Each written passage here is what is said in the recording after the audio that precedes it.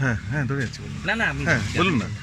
এই দেয়ালটা আমি আর বলি, এই দেয়ালটা যেটা খুলে গেছে খুলে ফেলে দেওয়া হবে। হ্যাঁ ঠিক আছে, ফেলে দিয়ে এই গাছগুলো, হ্যাঁ যতগুলো গাছ আছে হ্যাঁ হ্যাঁ মেন গোড়াগুলো উপড়ে দেবো, আচ্ছা আচ্ছা বের করে দেওয়া হবে। আচ্ছা। বের করে দিয়ে আবার গেঁথে, আর এই মাথার পাটটা হ্যাঁ। এটা অলরেডি এই প্রেশারটাই আপনার জন্য দেয়ালটা উল্টে যাচ্ছে, আচ্ছা, যেহেতু এই আচ্ছা, বাড়ি থেকে হ্যাঁ, দেয়ালের হ্যাঁ। চাপটা এই দেয়ালে আসছে, হ্যাঁ সেই জন্য উপরের পাটটা আমরা খুলে দিচ্ছি, মানে আচ্ছা। একদম বাদ করে দিচ্ছি। হ্যাঁ, আর তার সেখানে কি আসবে, একটা আর্ক আসবে তো? আর অবশ্যই আসবে বলছি, দিয়ে এটা পুরো সিমেন্ট টিমেন্ট করে দুটো অ্যাঙ্গেল, লোহার অ্যাঙ্গেল হ্যাঁ এই দিক থেকে এদিকে দেওয়া থাকবে, হ্যাঁ। ওটা দুদিকে ব্রিজের মতো ধরে রাখার জন্য। আচ্ছা। তার উপর স্ল্যাব দিয়ে আপনি যদি বলেন স্লোপিং করে দেবো। স্লোপিং এরকম হবে না, এই যেরকম আছে? হ্যাঁ এরকমই তো হবে, কিন্তু এত চওড়া হবে না।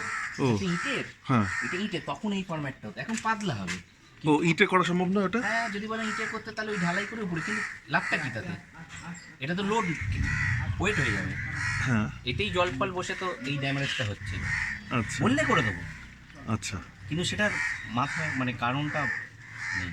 আচ্ছা। ঢালাইটা করে বাইরে কি 5 ইঞ্চি গাঁথনি করতে চাইছেন বাইরের সাইডে?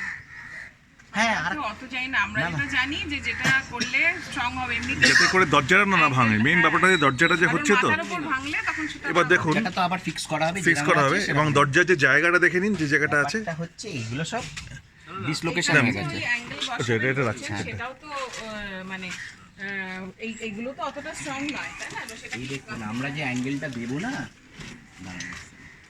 এই জায়গাটা স্ট্রং হবে তো, দরজাটা যে জায়গাটা খুলে বেরিয়ে আসছে। এইগুলো তো খুলে গাঁথনি করবো নতুন করে। কোনগুলো? ওইগুলো এইগুলো খুলে কতটা ঢুকবে এটা ভেতরে? ঢুকবে না, না না, আমি তো ওই দেয়াল ভেঙে ঢুকিয়ে দিতে পারি না। হ্যাঁ হ্যাঁ, না এটা এটা যে করবেন যে হ্যাঁ এগুলো যেগুলো এই পুরো ছাড়িয়ে দেয়, এগুলো ভেঙে দেবো মানে এগুলো পুরো ছাড়িয়ে দেওয়া হবে, ছাড়িয়ে, plastering হবে। হ্যাঁ এতে প্লাস্টারিং হবে, এটা তো স্ট্রং করতে হবে তো, যাতে হবে করে তো। এটা আবার খুলে না বেরিয়ে আসে। না, আসবে না তো, প্রয়োজন পড়লে আমরা এখানে যেটা আপনার এটা খুলে এসে যাচ্ছে, যার জন্য আমরা এখানে একটা লোহার, এইদিকে একটা করে লোহার প্লেট দিয়ে আটকে দেবো ঢালাই করে। আচ্ছা, সবকটাই?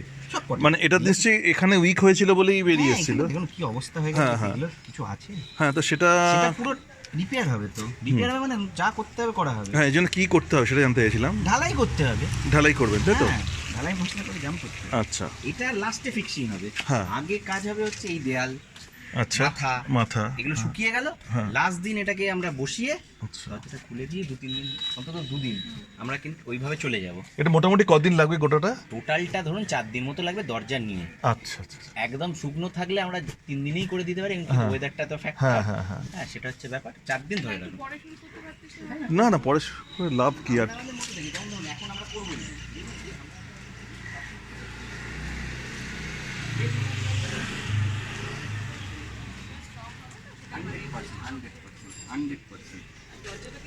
আমরা ওরকম যখন সিমেন্ট বালির কাজটা দুম করে তো ওয়েদার না দেখে করতে পারবো না, আমাদের ওয়েস্টেজ হবে বলুন না। আপনি তো ওই অ্যামাউন্টই দেবেন, যদি এটা ধুয়ে যায় আমাকে তো আবার প্লাস্টারিং করতে হবে, তা আমি ওরকমভাবে করবো না। কাজটা হয়ে গেলে বর্ষার জলটা খেলেই বলেছে আপনার ভালো একটা ব্যাপার, কিন্তু দেখবেন ঢালাই ঢুলাই ছাদে এগুলো বর্ষার আগে আগেই করে লোকে, কেন? বর্ষার জলটা খেলে ভালো। গেটটা যেরকম ওপেন থাকবে, এখানে তো অনেকে বলছে না যে গেটটা চলে যেতে পারে, গেট থেকে তুলে ভেতরে হ্যাঁ সেটা করে দিন, সেটা করতেই হবে, কাজ করা এসে এখন করতেই হবে। এই যে যেগুলো ভেঙে যাচ্ছে এইগুলো সব ঠিক হয়ে যাচ্ছে? মানে আচ্ছা। রোজ তো হচ্ছে না, সব রিপেয়ারিং ঠিকই কথা, এটা বিশেষ করে রাতের বেলা ঘরে থাকলে